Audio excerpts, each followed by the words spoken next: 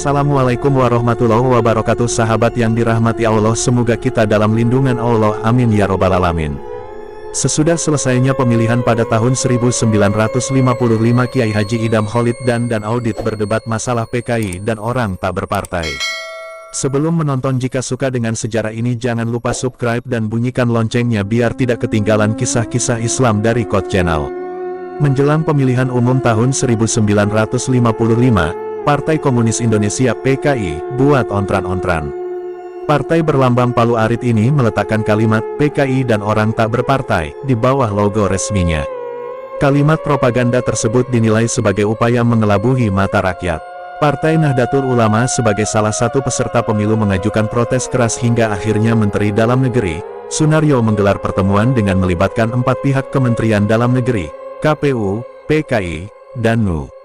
Kisah perundingan yang cukup sengit antara DN Aidit dan Kiai Idham ini terekam kuat dalam buku karya Kiai Haji Saifuddin Zuhri, Guruku Orang-Orang dari Pesantren Elkis, 2001. Pada pertemuan itu, Mendagri Sunaryo memanggil S. Hadikusumo sebagai Ketua Pemilihan Umum, dan Kiai Haji Idham Khalid mewakili Partai NU. Sedangkan dari kubu PKI diwakili DN Aidit, Sudisman dan Sakirman. Mendagri Sunaryo membuka perundingan dengan mengatakan bahwa setiap tanda gambar partai dalam pemilihan umum harus disepakati pemerintah juga seluruh partai peserta pemilu. Berhubung Partai Nahdlatul Ulama termasuk peserta pemilu dan sangat keberatan atas tanda gambar PKI, maka pemerintah perlu mengadakan perundingan di antara pihak-pihak yang bersangkutan.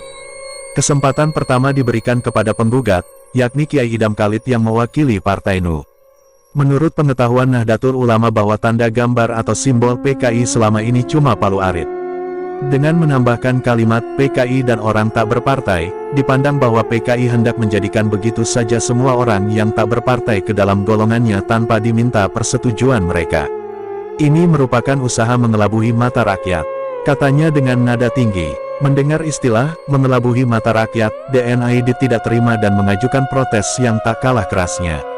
Tetapi protes itu tetap ditolak, dan Kiai Idham kekeh menamakan mereka sebagai kelompok penipu rakyat.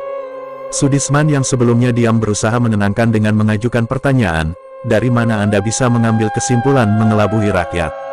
Coba ambil saja satu misal. Di negeri kita masih banyak orang-orang yang tak berpartai, mereka anti komunis. Lalu mereka dengan begitu saja dimasukkan ke dalam golongan PKI, jawab Kiai Idham.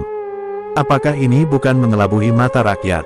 Tanya balik. Kiai kelahiran 1I, Tanah Bumbu, Kalimantan Selatan, tanggal 27 Agustus tahun 1921 ini kemudian melanjutkan. Bukan saja mengelabuhi, bahkan memperkosa hak seseorang dengan sangat merugikan. Misal lagi, ada juga beberapa ulama tidak berpartai.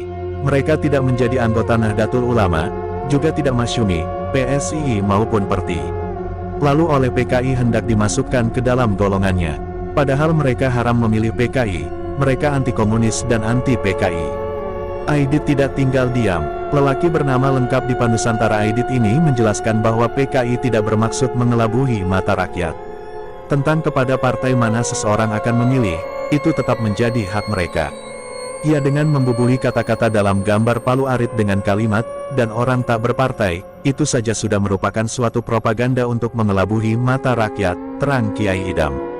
Entah karena merasa terpojok, DN Aidit tiba-tiba membujuk Kiai Idham dengan menyatakan jika dirinya tidak keberatan kalau saja Nahdlatul Ulama juga menambahkan kalimat dalam gambarnya yang berbunyi, Nahdlatul Ulama dan semua orang Islam.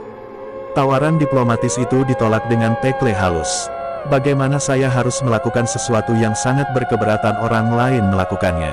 Perundingan yang memakan waktu 2 kali pertemuan itu akhirnya selesai. Pemerintah melalui Menteri Dalam Negeri memerintahkan Partai Komunis Indonesia untuk menghapus kalimat PKI dan orang tak berpartai dari gambarnya dalam pemilihan umum tahun 1955. Semoga sejarah ini bermanfaat, amin ya robbal alamin.